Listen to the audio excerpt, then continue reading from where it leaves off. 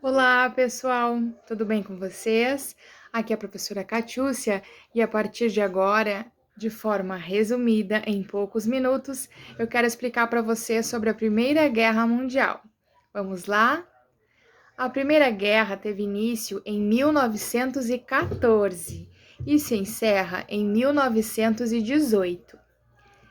Os antecedentes deste conflito é que antes, né, de 1914, já estavam acontecendo em algumas localidades do mundo conflitos de independência ou conflitos entre algumas nações.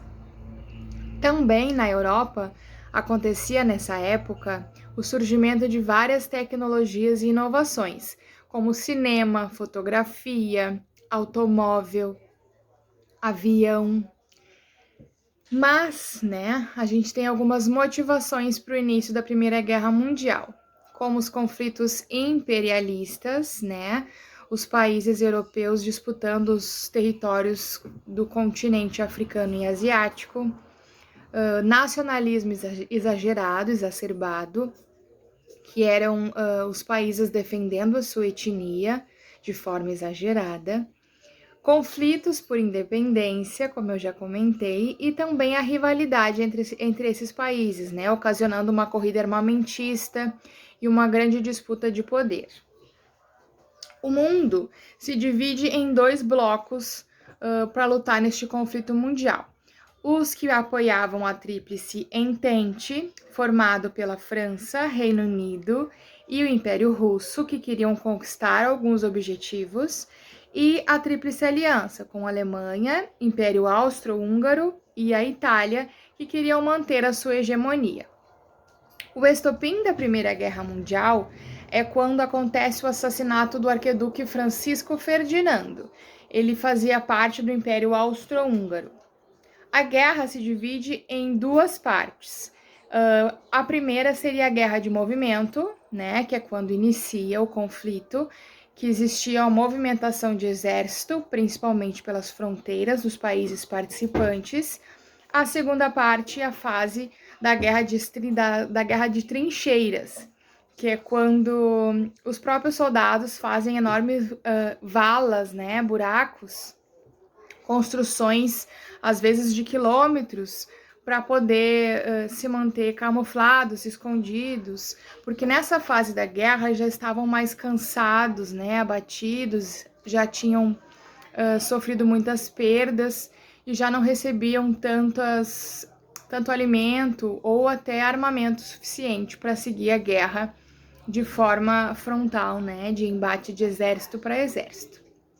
Surgiram novas tecnologias durante esses anos de conflito mundial, como tanques de guerra, metralhadoras e aviões monomotores. A Tríplice Entente passou toda a Primeira Guerra Mundial na frente, digamos assim. Apesar de ter sofrido uma perda grande, que era o apoio da Rússia em 1917, que a Rússia passava, né, digamos que por problemas pessoais, né, com uma revolução dentro do seu país e teve que se retirar da guerra, a Tríplice Entente, em 1918, recebe a ajuda dos Estados Unidos. Os Estados Unidos resolve sair de cima do muro, apoiar a Tríplice Entente com uma grande força de guerra, ajudando assim esse bloco a sair vencedor da guerra.